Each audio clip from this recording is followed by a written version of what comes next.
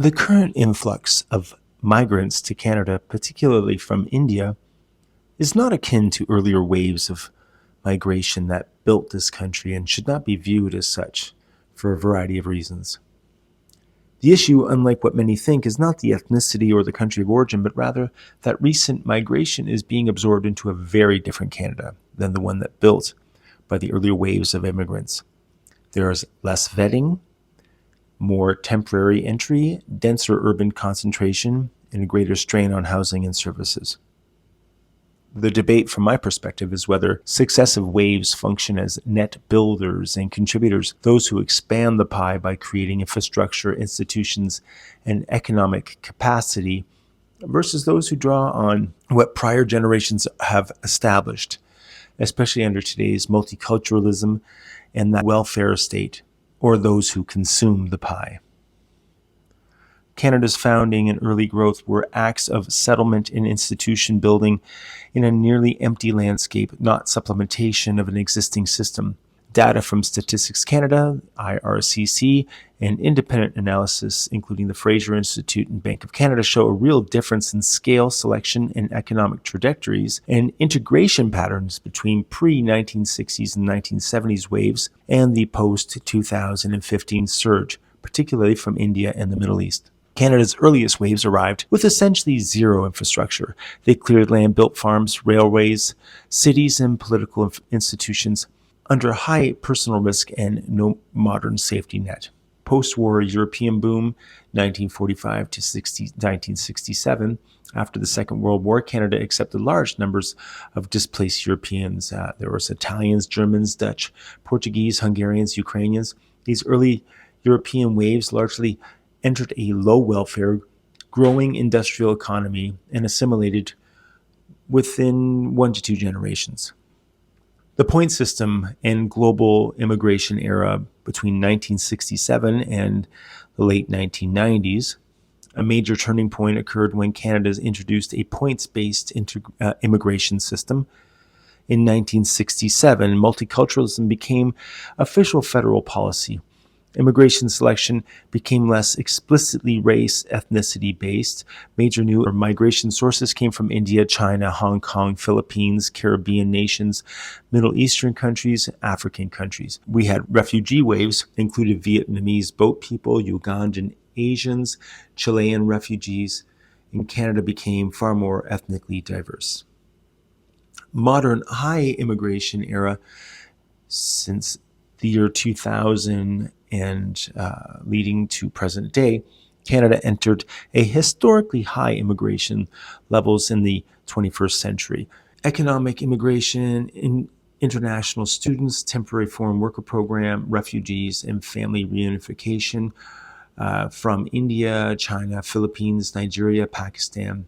Rapid population growth, concentration in major urban areas, rising strain with regards to housing infrastructure, labor markets, integration, and temporary migration programs. The latest waves post-2015, especially the acceleration, are orders of magnitude larger and arriving faster with more social programs as incentives not to assimilate. This is a sharp shift from European dominance pre-1980s. The key difference is pre-1970 waves were smaller, culturally closer, and entered a low welfare environment. Today's high volume mix includes groups who are not self-sufficient with higher dependency on social services. Indo-Canadian, primarily Punjabi Sikh or Khalistani gangs are disproportionately involved in Canada's drug trade. Cocaine, fentanyl, methamphetamine, cross-border smuggling, particularly British Columbia, but even in Ontario and Alberta. Police and Intelligence Reports, RCMP, Criminal Intelligence Services of Canada, document these networks as dominant players in importing and trafficking, with profits funding illegal guns, extortion, and contract killings. There has been over 200 gang-related homicides in BC alone since 2007, tied to rival Punjabi Canadian groups. Major busts frequently involved Indian-born Punjabi Canadian men using trucking and cover businesses. CSC data shows South Asian male federal offenders are more likely than white offenders to be convicted of drug offenses. Many videos circulating from dash cams and bystanders do show driving behaviors by some Indian origin, often Punjabi Sikh truck drivers in Canada, and strike a large number of Canadian observers as reckless, inattentive, or outright dangerous by typical North American standards. These are legitimate concerns for any society, yet the self-loathing, demoralized, hyperfeminized, typical Canadian will make excuses and demonize those who notice. Now, let's talk about the insidious part. Let's talk about the exploitation, because nobody seems to want to talk about that. There is clear, well-documented evidence that there is a pattern in Canadistan's Temporary Foreign Worker Program, the TFWP, and related streams. It involves labor exploitation that can rise to human trafficking, specifically labor trafficking under the Criminal Code of Canada. The core issue is debt bondage, created by a high upfront fees paid by workers to recruiters, agents, and sometimes employers.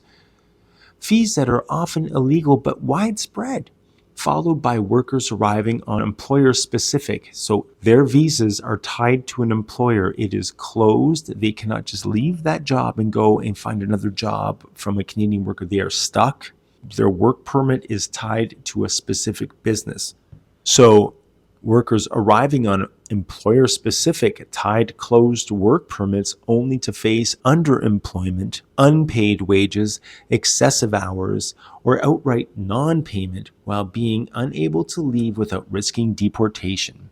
Government fees are low.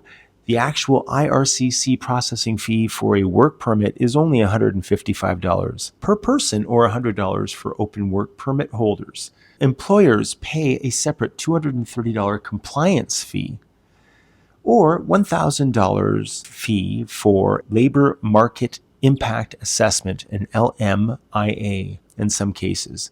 These are paid to the government, not pocketed by a private entity.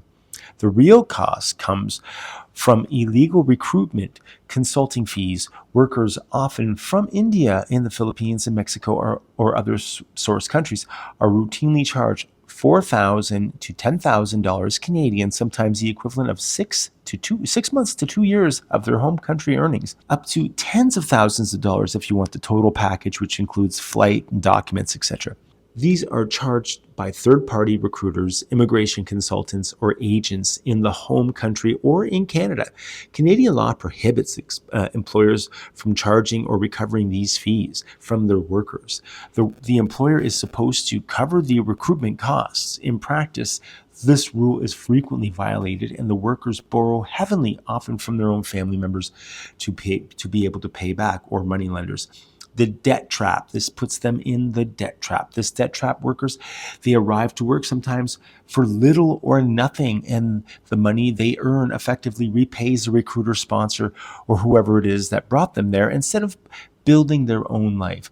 Labor trafficking in Canada is defined under the Criminal Code as recruiting, transporting, or controlling someone through force, fraud, deception, or coercion for exploitation, including forced labor or debt bondage. The TFWP, the Temporary Foreign Worker Program structure, especially closed employer-specific permits, heightens vulnerability.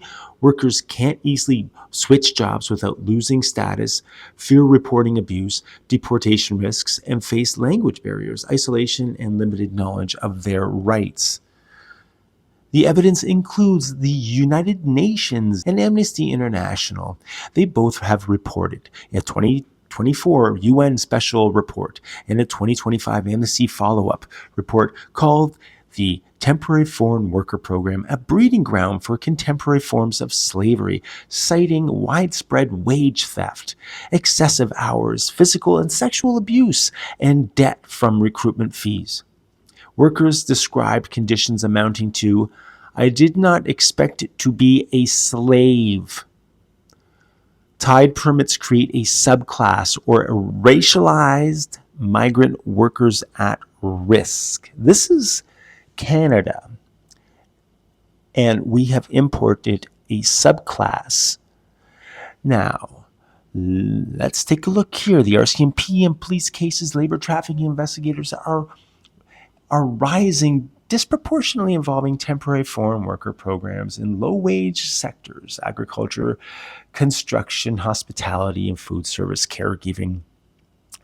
So there have been, the RCMP has charged businesses. There have been the Canadian Human Rights Trafficking Hotline saw labor-related calls jump sharply in recent years. Organizations like Migrant Workers Alliance for Change, ACT Alberta, and other Canadian Council for Refugees document how recruitment debt and debt plus tied permits equals exploitation. Workers report arriving to find that promised wages jobs don't exist, or wages are withheld to repay fees. Some cases involve buying, selling these LMIA positions. Government data issues millions in penalties annually for violations of the Temporary Foreign Workers Program. So this is what we have imported